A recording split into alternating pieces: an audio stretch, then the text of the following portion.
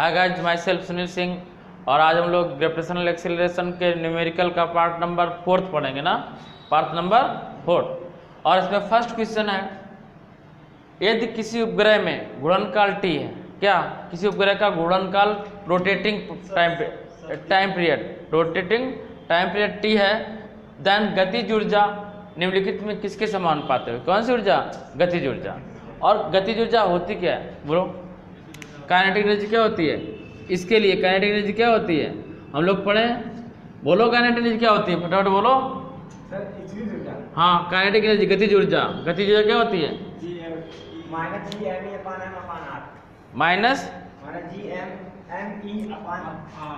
देखो half M B square ये पढ़े, सिंपल सी बात, हाफ एम बी स्क्वायर पढ़े। और v इक्वल क्या होता है?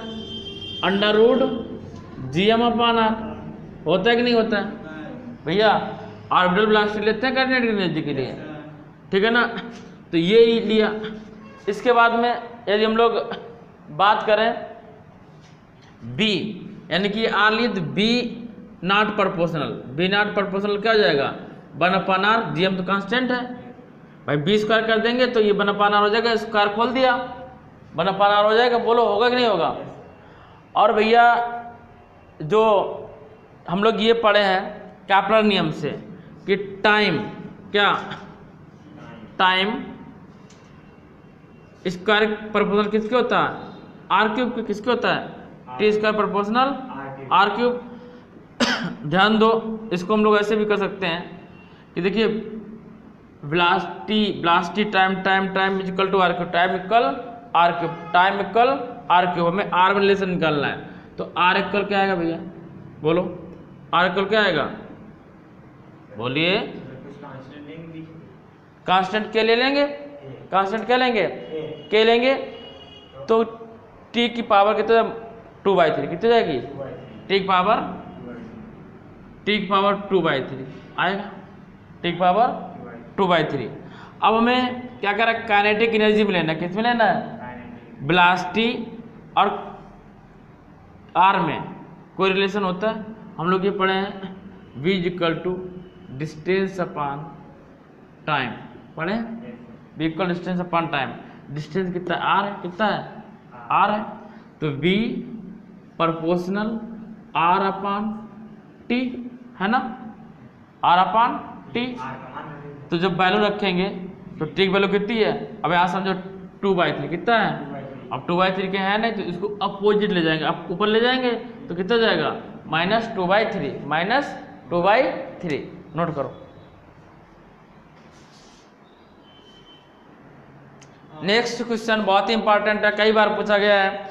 ये क्वेश्चन पूछा गया है CPMT 1982 में, PMT 1997 में, और KCET इंजीनियरिंग मेडिकल में 1999 में, IIMS में 2002 में, RPMT में 2006 में। और इसके बाद ये बुक खरीद ली हमने, ठीक है ना, नहीं तो और आया होता।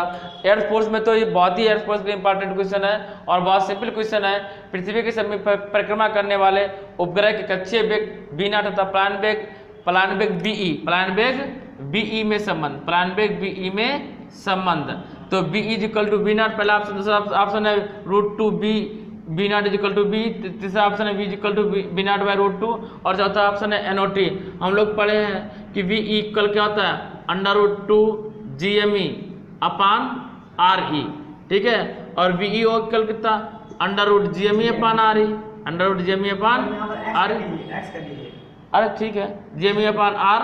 भैया अब देखो इसकी वैल्यू यहाँ पर पुटअप कर देंगे तो v इक्वल √2 बाहर निकाल लिया, किसकी वैल्यू? V0 की है, तो कौन सा ऑप्शन हो गया? B part. कौन सा ऑप्शन? B part. चलो सॉल्व करिए। क्वेश्चन है नेक्स्ट भैया, m द्रव्यमान के एक उपग्रह की कक्षा की त्रिज्या r है, स्मॉल r है। m द्रव्यमान के उपग्रह की स्मॉल m है, ये m द्रव्यमान के उपग्रह की कक्षा की त्रिज्या r है, जो कि कैपिटल M द्रव्यमान के उपग्रह की चारों ओर गति कर रहा है। तो उपग्रह का वेग क्या होगा? हमने बताया था जो कक्षीय वेग होता है वो किस पे डिपेंड करता है? बोलो, ग्रह पे, जिसके चारों ओर घूम रहा होता है। और जिसके चारों ओर घूम रहा है वो उसका मास कितना है? कैपिटल M है, कितना है? तो क्या फार्मूला होता है? GM, जैसे अर्थ होती है तो अर्थ लेते हैं।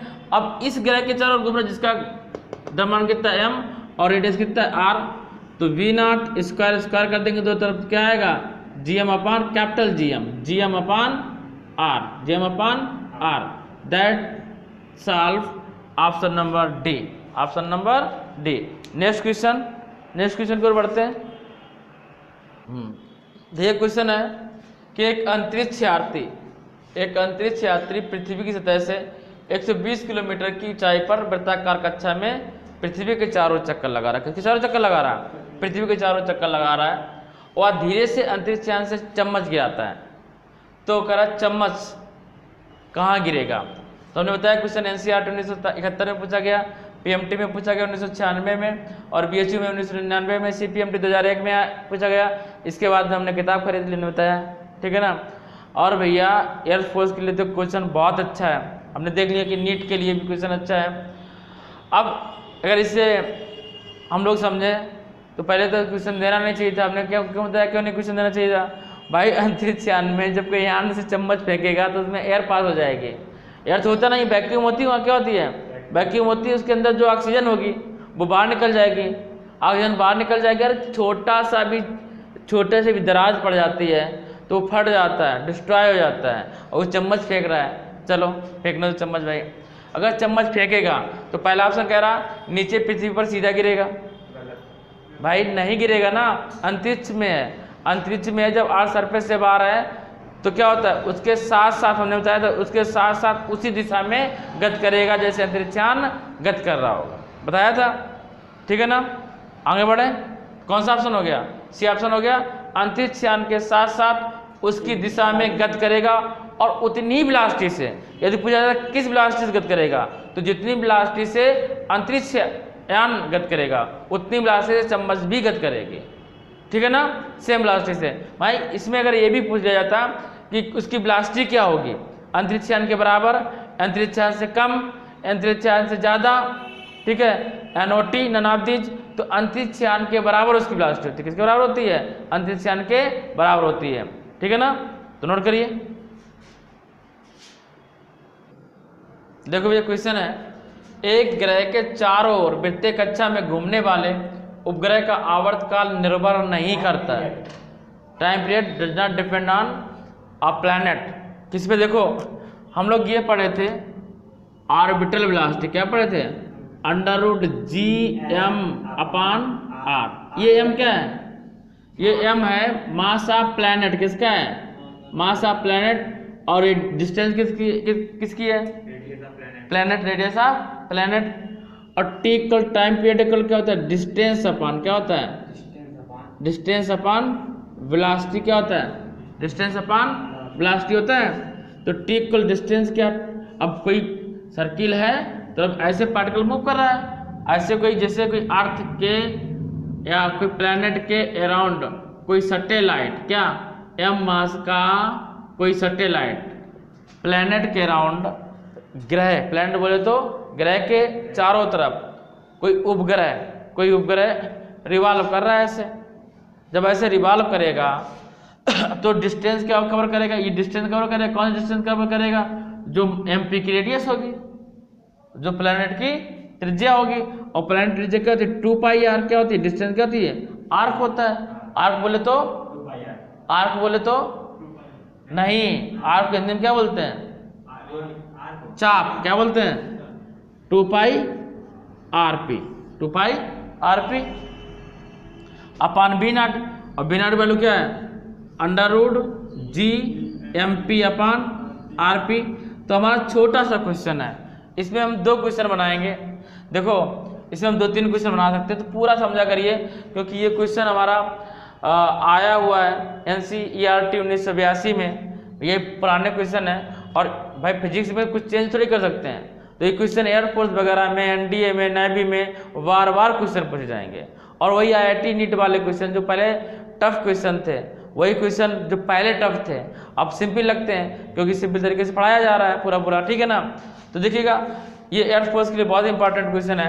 क्वेश्चन कह रहा था कि एक उपग्रह के चारों ओर, जो हमारा क्वेश्चन है इसमें, एक उपग्रह के चारों ओर वृत्तीय कक्षा में घूमने वाले उपग्रह का आवर्तकाल निर्भर नहीं करेगा। तो निर्भर किस पे करता है? RP पे, प्लैनेट के त्रिज्या पे, और प्लैनेट के द्रव्यमान पर, हमें सैटेलाइट के यानी कि जो उपग्रह के द्रव्यमान पर निर्भर नहीं करेगा, ठीक है ना।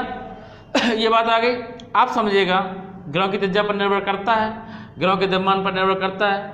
यदि इसी में क्वेश्चन ये कह रहा होता कि टाइम पीरियड त्रिज्या के कैसे है, टाइम पीरियड आवर्तकाल त्रिज्या के कैसे है, तो हम लोगों ने ये पढ़ा था किससे, कैप्लर के नियम से। क्या पढ़े थे, T square proportional R cube, और किसके, प्लेनेट के आर क्यूब के प्रोपोर्शनल। कैसे, आर को ऊपर ले जाएंगे और अंडर रूट करेंगे तो आर क्यूब हो जाएगा, मीन्स 2 पाई कांस्टेंट है, जीएमपी कांस्टेंट है, तो क्या हो जाएगा, टी प्रोपोर्शनल आर पी ऊपर गया तो क्या हो जाएगा, आरपी को अंदर ले गए, इसके किसके, रूट के अंदर, इस आरपी को अंदर ले गए, और एक आरपी हमारे पास पहले से अंदर था, ठीक है ना। तो आर स्क्वायर इंटू आरपी हुआ, तो टी प्रोपोर्शनल कितना हुआ, आरपी क्यूब हुआ, अंडर रूट में दोनों तरफ वर्ग कर दिया, तो टी स्क्वायर कर क्या आया, आर क्यूब पी। बात समझ में आ गई भैया। ये कैप्लर ने बताया था, किसने बताया था, कैप्लर ने। फर्स्ट टाइम कैप्लर ने बताया था कि आवर्तकाल का स्क्वायर, टाइम पीरियड का स्क्वायर उसकी त्रिज्या के क्यूब के घन के क्यूब के अनुक्रमानुपाती होता है। लेकिन इसका ये डेरिवेशन नहीं दे पाए थे। डेरिवेशन किसने दिया था, न्यूटन ने। किसने दिया था, इसीलिए कैप्लर के जो नियम है, हम लोग जब गुरुत्वाकर्षण चैप्टर पढ़ते हैं, न्यूटन की चैप्टर पढ़ते हैं, तो उसमें कैप्लर का नियम रखा जाता है। ये जो डेरिवेशन है, ये डेरिवेशन किसने किया था, न्यूटन ने बताया था, ठीक है ना। और कैप्लर का जो नियम दिया है, ये थर्ड लॉ है, ये किसने दिया, कैप्लर ने दिया। क्या किसने दिया, थर्ड लॉ कैप्लर ने दिया, और इसका प्रूविंग किसने बताई, न्यूटन ने। ग्रह संबंधी जो थर्ड नियम दिया है, कैप्लर ने दिया, और इसके जो डेरिवेशन था किसने बताया, न्यूटन ने। नेक्स्ट क्वेश्चन,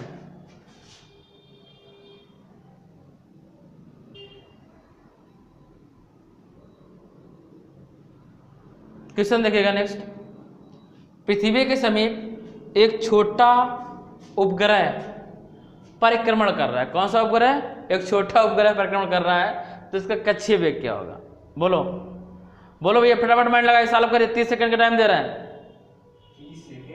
30 सेकंड का टाइम दे रहे हैं, बहुत सिंपल है, करो भैया। 4 किलोमीटर सेकेंड, क्योंकि सर पूछे क्यों, देखिए समझेगा। बी इक्वल क्या होता है, √2 V0, ठीक है ना। और बी की वैल्यू कितनी है, 11.2, सबको पता है, किलोमीटर पर सेकेंड। √2 का मान होता है 1.414 V0, तो V0 इक्वल 11.2 अपॉन 1.414, तो डिवाइड करें कितने आ जाएगा। तो भैया देखो, अब इतना तो पता है कि ये इतने बार तो जाएगा नहीं, 4 बार भी नहीं जाएगा, या तो 6 होगा या 8 होगा। 6 भी नहीं होगा, किसके नियर अबाउट है, 8 के। किसके नियर अबाउट है, 8 के, ठीक है ना।